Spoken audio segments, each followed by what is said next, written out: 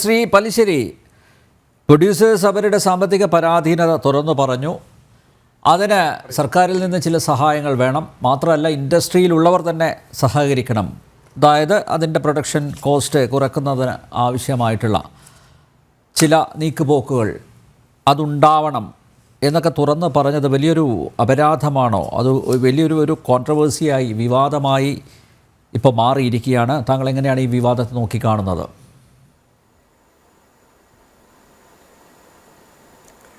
നിർമ്മാതാക്കൾ ഇവിടെ എല്ലാ കാലത്തും ഉണ്ടായിരിക്കണം. പക്ഷേ ഇതുവരെ മലയാള സിനിമയുടെ ചരിത്രം നമ്മൾ പരിശോധിച്ച് നോക്കിയാൽ എത്ര നിർമ്മാതാക്കൾക്ക് ലാഭം കിട്ടിയിട്ടുണ്ട്, എത്ര നിർമ്മാതാക്കൾ ഇവിടെ ഇപ്പോൾ സ്ഥിരമായിട്ട് നിൽക്കുന്നുണ്ടെന്ന് ചോദിക്കണം. മറ്റൊരു കാര്യം, നമ്മൾ പ്രതിഫലം കുറയ്ക്കണമെന്ന് പറയുമ്പോൾ എത്രയാണ് പ്രതിഫലമെന്ന് നമുക്കറിയില്ല, സർക്കാരിനറിയില്ല. കാരണം അത് അവരാദ്യം പ്രദർശിപ്പിക്കണം. ഇന്ന നടന്, നടിക്ക്, ടെക്നീഷ്യന് എല്ലാം കൊടുക്കുന്ന പ്രതിഫലം ഇത്രയാണ് എന്നുള്ള എഗ്രിമെൻറ്റ്, ഒറിജിനൽ എഗ്രിമെൻറ്റ് കാണിക്കണം എന്നുള്ളതാണ്. അതായത് ബ്ലാക്ക് ഇത്ര, വൈറ്റ് ഇത്ര എന്നുള്ളതല്ല. വൈറ്റ് മാത്രമേ പറയുന്നുള്ളൂ എന്ന് ആലോചിക്കണം. ഈ ബ്ലാക്ക് നമ്മൾ സംസ്ഥാന സർക്കാരിലേക്ക് പോകേണ്ടതെന്ന് ആലോചിക്കണം. അപ്പോൾ ഒരു നടനോ മറ്റുള്ളവരോ യഥാർത്ഥ പ്രതിഫലം പറയുന്നില്ല. അവർ പറഞ്ഞില്ലെങ്കിലും നിർമ്മാതാക്കളെങ്കിലും പറയണം, ഞാൻ ഇത്ര കോടി കൊടുത്തു. 5 കോടി പറഞ്ഞിട്ട് 1 കോടിക്കാണ് ബ്ലാക്കും വൈറ്റും എത്ര 1, 5 ഇതൊക്കെ വരുന്നുള്ളതായിരിക്കണം. അതെന്താ തുറന്നു പറയാത്തത്? അപ്പോൾ ഒരു സിനിമയുടെ ടോട്ടൽ ചെലവ് ഇത്രയാണ് എന്ന് പറയേണ്ടി വരും. ആ 10 കോടി രൂപ എന്ന് പറഞ്ഞിട്ട് 30 കോടി ആകുമ്പോൾ 30 കോടി ആയി എന്ന് വിലപിച്ചിട്ട് കാര്യമില്ല. നിങ്ങൾ 10 കോടി കഴിയുമ്പോൾ 11ാമത്തെ കോടിയിലേക്ക് എത്തുമ്പോൾ എന്തുകൊണ്ട് നിങ്ങൾ ശബ്ദിക്കുന്നില്ല? എന്തുകൊണ്ട് മുറവിളി കൂട്ടുന്നില്ല? ആര് പറഞ്ഞിട്ടാണ് ഇത്രയും കൊണ്ട്? കാരണം എത്ര ദിവസം ഷൂട്ട് ചെയ്താലും എന്തൊക്കെ ചെയ്താലും 2-2.5 മണിക്കൂറിൽ ഒതുങ്ങാവുന്നൊരു മലയാള സിനിമയാണെന്ന് ആലോചിക്കണം. ഈ സിനിമയ്ക്ക് കോടാനുകോടികൾ ചെലവഴിച്ചുകൊണ്ട് വിദേശ രാജ്യങ്ങളിൽ മറ്റും ഷൂട്ട് ചെയ്തുകൊണ്ട് എഡിറ്റ് ചെയ്ത് കളഞ്ഞിട്ടത് ആർക്ക് ഗുണമുണ്ടാവും എന്ന് ആലോചിക്കണം. ശരിക്കും അതിനെക്കുറിച്ച് ചർച്ച ചെയ്യാറില്ല. മറ്റൊന്ന്, ഞാൻ ഇപ്പോഴല്ല, ഞാൻ മാധ്യമ പ്രവർത്തനം തുടങ്ങിയ ഒരു പ്രത്യേക ഘട്ടത്തിൽ തന്നെ പറഞ്ഞിട്ടുണ്ട്, ഇവിടെ നിർമ്മാതാക്കളാണ് വേണ്ടത്, സിനിമാ താരങ്ങളല്ല സിനിമ നിർമ്മിക്കേണ്ടതെന്ന് മുമ്പും പറഞ്ഞിട്ടുണ്ട്. അങ്ങനെ സിനിമ നിർമ്മിക്കണമെങ്കിൽ അമ്മ ചെയ്തില്ലേ? അങ്ങനെ ചെയ്തുകൂടെ? അമ്മ സംഘടന ഒരു സിനിമ പ്രൊഡ്യൂസ് ചെയ്യുന്നു, അവർക്കെടുക്കാം. അതിൻ്റെ ലാഭവിഹിതം അതിനെ മറ്റുള്ളവർക്ക് പങ്കിട്ട് കൊടുക്കാൻ പറ്റും. ഇനി മാർക്കറ്റിലേക്ക് എടുക്കാം, അല്ലെങ്കിൽ പ്രൊഡ്യൂസേഴ്സ് ഓരോ സംഘടനയിലേക്ക് വേണമെങ്കിലും കൂട്ടായിട്ടൊരു സിനിമ എടുത്തിട്ട് അതിൻ്റെ ലാഭം അതുമായിട്ട് ബന്ധപ്പെട്ടവർ നീക്കിയെടുക്കാമെന്ന് ആലോചിക്കണം. ഇവിടെ നല്ല സൂപ്പർ സ്റ്റാറുകൾ എന്ന് പറഞ്ഞ് 4-5 പേര് ഇവിടെ ഉണ്ട്. അവർ മാത്രമാണ് ഇപ്പോൾ സിനിമ എടുക്കുന്നത്. അവർ സിനിമ എടുക്കുന്നത് മാത്രമല്ല, അവർ ഡിസ്ട്രിബ്യൂട്ട് ചെയ്യുന്നു, അവർ തിയേറ്ററിൽ കളിക്കും. ഇതൊക്കെ അവർ ഒരു മൊണോപ്പൊളി ആയിട്ട് മാറ്റി കഴിഞ്ഞിരിക്കുന്നു. അപ്പോഴാരും സംസാരിച്ചിട്ടില്ല, എതിർത്തിട്ടില്ല എന്ന് ആലോചിക്കണം. ഒരു പ്രത്യേക, അത് നമ്മളെ മൂക്കിന് ഇടി കിട്ടേണ്ട അവസരം വരുമ്പോഴാണ് നമ്മൾ അയ്യോ മൂക്ക് ഇടിച്ചല്ലോ, ചോര ഇപ്പോൾ വരില്ലോ. അതല്ല, മുമ്പേ പറയണം. കാരണം വന്ന വഴി മറക്കുന്നവരാണ് സിനിമയിലെ പലരും എന്ന് ആലോചിക്കണം. എന്നെ സംബന്ധിച്ച് 10-45 വർഷത്തെ മാധ്യമ പ്രവർത്തനം എനിക്കറിയാം. ഈ വന്ന യോഗ്യന്മാരൊക്കെ തുടക്കത്തിൽ എങ്ങനെയായിരുന്നു എന്നുള്ളത്. അന്ന് ഓച്ചാന് ചെയ്യുന്ന പലരും ഉണ്ടായിരിക്കണം. എന്തേ അന്ന് അവർ സിനിമ പ്രൊഡ്യൂസ് ചെയ്തില്ല? അല്ലെങ്കിൽ ഔട്ടായി നിൽക്കുന്നവരൊന്നും സിനിമ പ്രൊഡ്യൂസ് ചെയ്യുന്നില്ല? എല്ലാം ഞങ്ങളുടെ കാൽ കീഴിലാണ് എന്ന് മനസ്സിലാക്കി കഴിയുമ്പോൾ അവരുടെ പേരിലാണ് സിനിമ എടുക്കുന്നത്. അത് ഒരു കാരണവശാലും നിർമ്മാതാക്കൾ അംഗീകരിച്ച് കൊടുക്കാൻ പാടില്ല എന്നുള്ളതായിരിക്കും. അതിനായിട്ട് എന്താ ഞാൻ ഇപ്പം നിർമ്മിക്കുന്ന മമ്മൂട്ടി നിർമ്മിക്കുന്നില്ലേ? മമ്മൂട്ടിയുടെ മകൻ വിതരണം ചെയ്യുന്നില്ലേ? മമ്മൂട്ടിയുടെ മകൻ നിർമ്മിക്കുന്നില്ലേ? മോഹൻലാൽ നിർമ്മിക്കുന്നില്ലേ?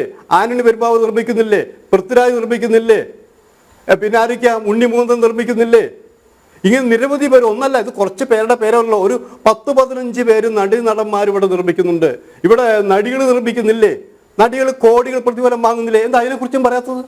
പിന്നെ പ്രതിഫലത്തിൻ്റെ കാര്യം പറയുമ്പോൾ നമ്മൾ ആലോചിക്കേണ്ടത്, ഇതൊരു ഭാഷയിലെടുക്കുന്ന പടം മാത്രമല്ലല്ലോ. വലിയ ബിഗ് ബഡ്ജറ്റ് പടം എന്ന് പറഞ്ഞാൽ 4-5 ലാംഗ്വേജിലെടുക്കുന്ന പടമാണ്. അതിന് അവരെ പ്രതിഫലം ചോദിച്ചിരിക്കാം. ഒരു സാധാരണ പുതുമുഖങ്ങളെ വെച്ചുകൊണ്ട് 4-5 ഭാഷയിലൊന്നും നമ്മളോട് സിനിമ എടുക്കുന്നില്ല. അപ്പോൾ എല്ലാം നമ്മൾ പരസ്പര പൂർവ്വങ്ങളായി നിന്നുകൊണ്ട് ഒരു ചർച്ചയിലൂടെ വരണമെന്നുള്ളതായിരിക്കണം. ഈ ചർച്ച ചെയ്ത് നിങ്ങൾ തമ്മിൽ പ്രൊഡ്യൂസേഴ്സും എല്ലാവരും യോജിക്കുമ്പോൾ പോലും ഇവിടെ സംസ്ഥാന സർക്കാരിനും ജനങ്ങൾക്ക് കിട്ടേണ്ട ഒരു വിഹിതമുണ്ടെന്ന് ആലോചിക്കണം. അതായത് ബ്ലാക്ക് മണി, നിങ്ങൾ ഒളിപ്പിച്ച് വെച്ച കള്ളപ്പണം, ആ കള്ളപ്പണം പുറത്തു വരണം എന്നുള്ളതാണ്. അതുകൊണ്ട് സമരത്തിൻ്റെ മാർഗം പറഞ്ഞ് June 1 മുതലാണ് സമരം പറഞ്ഞിട്ടുള്ളത്. എല്ലാം കഴിഞ്ഞിട്ട്. അതിനു മുമ്പ് മാർച്ച് 27-നാണ് മോഹൻലാലിൻ്റെ ബിഗ് ബഡ്ജറ്റ് സിനിമ റിലീസ് ചെയ്യുന്നത്. ഏപ്രിൽ 10-നാണ് മമ്മൂട്ടിയുടെ പടം റിലീസ് ചെയ്യുന്നത്.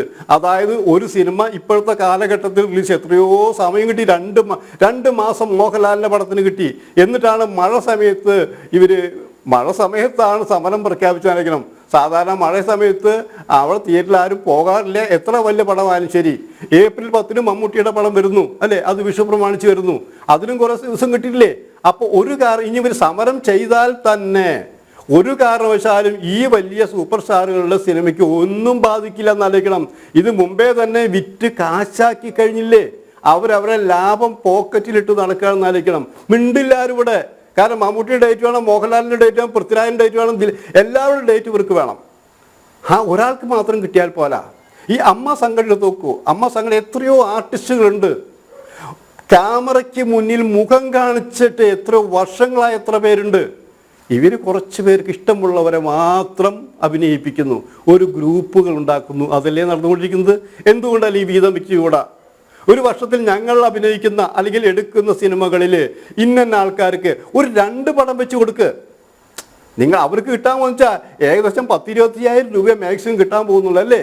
അപ്പോൾ ഒരു വർഷത്തിൽ ഒരു 50,000 രൂപ അവർക്ക് കിട്ടട്ടെ, അത് വിചാരിക്കുന്നില്ലല്ലോ. അപ്പം അങ്ങനെ ആർട്ടിസ്റ്റുകൾക്ക് ഒരു 2 പടം വീതം വെച്ച് കൊടുത്താൽ തന്നെ അതൊരു അങ്ങനെ ചെയ്യുന്നില്ല. ആരാണ് ലൈവായിട്ട് നിൽക്കുന്നത്, സക്സസ് ഉള്ളവരാരാണ്, ഗ്രൂപ്പുകൾ ആരാണ്, അവരെ ചേർത്ത് പിടിച്ചുകൊണ്ടാണ് നടക്കുന്നതായിരിക്കണം. പിന്നെ മറ്റൊരു കാര്യം ശ്രദ്ധിക്കേണ്ടത്, ഇപ്പോൾ നമ്മൾ പറയുന്ന ആൾക്കാർക്ക് ഒരാൾക്ക് ഒരു സംഘടന അല്ല ഉള്ളതെന്ന് ആലോചിക്കണം. ആന്റണി പെരുമ്പാവൂർ പോലും അമ്മയിലെ മെമ്പറാണെന്ന് ആലോചിക്കണം. ഞാൻ ആലോചിച്ചിട്ട് എനിക്ക് ഒത്തിരിയും പിടികിട്ടില്ല. ആന്റണി പെരുമ്പാവൂർ അത്ര വലിയ നടനായിട്ടൊന്നും അഭിനയിച്ചിട്ടൊന്നുമില്ല. കൊച്ചു കൊച്ചു റോളുകൾ അഭിനയിച്ചിട്ടുണ്ട്. എന്നാൽ അതിനേക്കാൾ കൂടുതൽ സിനിമകളിൽ അഭിനയിച്ച പലർക്കും അമ്മയിലും മെമ്പർഷിപ്പും കൊടുത്തിട്ടില്ല. ആലോചിക്കണം ഇല്ലേ. ഇങ്ങനെ ഓരോ ഘട്ടങ്ങളിലും ഒരാളിപ്പോൾ ആന്റണി 4-5 സംഘടനയിൽ പ്രതിനിധിയാണത്, മോഹൻലാൽ 3-4 സംഘടനയിൽ പ്രതിനിധിയാണത്, മമ്മൂട്ടി 3-4 സംഘടനയിൽ പ്രതിനിധിയാണത്, ദിലീപ് 3-4 സംഘടന, ഇങ്ങനെയല്ല പൃഥ്വിരാജ് അടക്കം ഇവരെല്ലാവരും 3-4-5 സംഘടന പ്രതിനിധിയാണ്. അപ്പോൾ ഒരു സമരം പ്രഖ്യാപിക്കുമ്പോൾ ഇവരും തൊടാൻ പറ്റില്ല എന്നുള്ളതാണ് സത്യം. സംഘടന ആദ്യം ശക്തിപ്പെടുന്നുള്ളതാണ്. ഇപ്പോൾ സുരേഷ് കുമാറും സിയാദ് കോക്കറും പറഞ്ഞൊക്കെ ഞാൻ കേട്ട്, വിജയകുമാറും പറഞ്ഞു 100% സത്യം തന്നെ. നിങ്ങൾ ഉറച്ചു നിൽക്കണം എന്നുള്ളതാണ്. കാരണം ഞങ്ങൾ ഉണ്ടായിട്ട് ഞങ്ങളുടെ രക്തവും ഞങ്ങളുടെ വീടും ഞങ്ങളുടെ സമ്പാദ്യം എല്ലാം ചെലവഴിച്ചുകൊണ്ട് ഒരു നടനും ഒരു ഗ്യാരണ്ടിയും ഇല്ലാത്ത കാലഘട്ടത്തിലാണ് ഞങ്ങൾ സിനിമ നിർമ്മിച്ച് നിങ്ങളെ വലുതാക്കിയെന്ന് അറിയിക്കണം. അത് പറയണം. ഇനി ഇത് വളർന്ന് വഴിയുമ്പോൾ ഞാൻ എങ്ങനെയോ ഉയർന്നു വന്നു എന്നുള്ളതല്ല, എല്ലാവരുടെ സഹകരണം ഉണ്ടായിട്ടുണ്ട്. ഇവിടെ മാധ്യമ പ്രവർത്തകരുടെ സഹകരണം ഉണ്ടായിട്ടില്ല ഇവിടെ ഇല്ലേ. സ്റ്റാമ്പ് സൈസ് ഫോട്ടോ കൊണ്ടുവന്നിട്ട് വലുതാക്കി കൊടുത്തിട്ടുണ്ടല്ലോ ഇവിടെ ഇല്ലേ. അന്ന് തുടങ്ങിയിട്ടാണ്. ഇപ്പം എല്ലാവരും പുച്ഛമാണ്. ഇപ്പം 1000 കോടിയിൽ കുറഞ്ഞൊരു വീടും ഒരു സ്റ്റാർ ഉണ്ടാക്കുന്നില്ല. അല്ലെങ്കിൽ ഈ 1000 കോടി വീട് വെക്കാനുള്ള അവർക്ക് എവിടെ ഉണ്ടായി? ഇവരുടെ തന്നെ ഒരു പരിശോധന നടത്തുകയാണെങ്കിൽ, ഇപ്പം നമ്മളെ ഭാഷയിൽ പറഞ്ഞാണെങ്കിൽ കേന്ദ്ര ഗവൺമെൻറ് ഒരു ED വിട്ട് പരിശോധിപ്പിക്കുകയാണെങ്കിൽ എത്ര പേര് കുടുങ്ങേണ്ടി വരും? കണക്കുകൾ വെള്ളം അതായത് കണക്കുകൾ കൃത്യമായിട്ട് അവതരിക്കണം. നിങ്ങൾക്ക് ഒരു സിനിമയിൽ നിന്ന് എത്ര രൂപ കിട്ടുന്നു? പ്രതിഫലം മാത്രമല്ല മേടിക്കുന്നത്. ഇപ്പോൾ OTT റൈറ്റ്സ് പോലും മേടിക്കുന്ന ആൾക്കാരുണ്ടില്ലേ. അപ്പോൾ പ്രൊഡ്യൂസർക്ക് അവസാനം ഒന്നും കിട്ടുന്നില്ല. ഇപ്പം നേരത്തെ കണക്കെടുത്ത് 100 കോടി എന്ന് പറഞ്ഞു നോക്കുക. 100 കോടിയിൽ അത് കിട്ടിയാൽ 27 കോടി ഒരു പക്ഷേ പ്രൊഡ്യൂസർക്ക് കിട്ടുമായിരിക്കാം. ആ 27 കോടി 40 കോടിക്ക് ചിത്രം എടുത്തു കഴിഞ്ഞാൽ 13 കോടി ആ പ്രൊഡ്യൂസർക്ക് നഷ്ടമാണെന്ന് ആലോചിക്കണം. ഈ കണക്കുകൾ നമ്മളൊക്കെ മുമ്പ് പറഞ്ഞിട്ടുള്ളതാണ്. കാരണം ഈ കണക്കുകൾ പെരുതി ഊതി വീർപ്പിക്കുന്നത് സ്റ്റാർഡം ഉണ്ടാക്കാൻ വേണ്ടിയിട്ടാണെന്ന് ആലോചിക്കാം. വരുന്നവരെ ഒന്ന് ആലോചിക്കുക. ഇപ്പം എത്ര പഴയ പ്രൊഡ്യൂസർമാരുണ്ട്. പഴയ പ്രൊഡ്യൂസർമാർക്ക് ഇവരെത്ര പേര് ഡേറ്റ് കൊടുക്കുന്നുണ്ട്? അതല്ല ചെയ്യുന്നത്. വിദേശത്ത് നിന്ന് കഷ്ടപ്പെട്ട് ജോലി ചെയ്തവർ സിനിമയ്ക്ക് ചക്ക വെട്ടിവെച്ച പോലെ ഈച്ചയെ ആകർഷിക്കുന്ന പോലെ പ്രലോഭനങ്ങൾ കൊടുത്തുകൊണ്ട് ഇവിടെ കൊണ്ടുവരിക. അവർ വിചാരിച്ച് ശരിയല്ലേ, കണക്കുകൾ എത്ര ജോറായിരിക്കുന്നു. അതും മമ്മൂട്ടി പടം എടുക്കാം, മോഹൻലാൽ പടം എടുക്കാം, പൃഥ്വിരാജ്, ഇങ്ങനെ വമ്പന്മാരെ പടമെടുക്കാം, ചേർന്ന് അവർ ഫോട്ടോ എടുക്കാം, നാട്ടിൽ പേരായി പ്രശസ്തിയായി. പടം തുടങ്ങി കുറച്ച് കഴിയുമ്പോഴോ അപ്പോഴാണ് എല്ലാം പോയിന്ന് മനസ്സിലാക്കുക.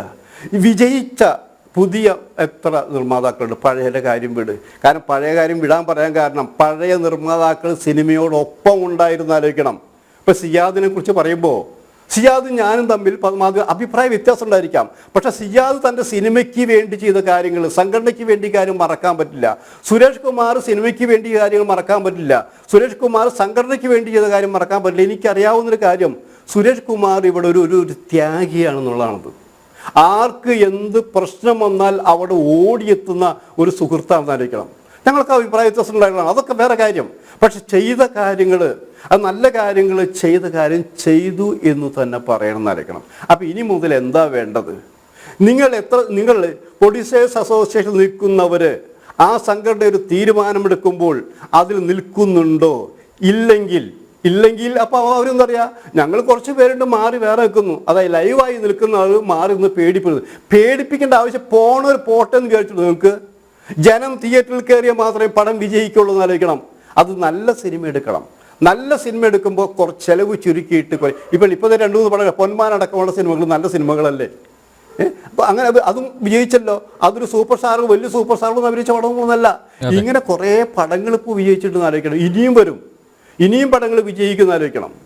അപ്പോൾ നമുക്ക് മൊത്തത്തിൽ വേണ്ട സിനിമയ്ക്ക് വേണ്ടത് കൂട്ടായ്മ വേണമെന്ന് പറയുമ്പോൾ തന്നെ ഏതാനും ആർട്ടിസ്റ്റുകൾ മാത്രം എല്ലാം കൈയടക്കി വെക്കുന്ന രീതി അത് മാറ്റി എടുക്കണമെന്നുള്ളതാണത്. അതിന് ആദ്യം വേണ്ടത് തിരക്കുള്ള നടന്മാർ സിനിമ പ്രൊഡ്യൂസ് ചെയ്യരുത്. അത് എനിക്ക് പറയാനുള്ള കാര്യങ്ങളാണത്. പിന്നെ നമ്മൾ എന്താ പറയുക, പിന്നെ കണക്കിൻ്റെ കാര്യം പറയണം.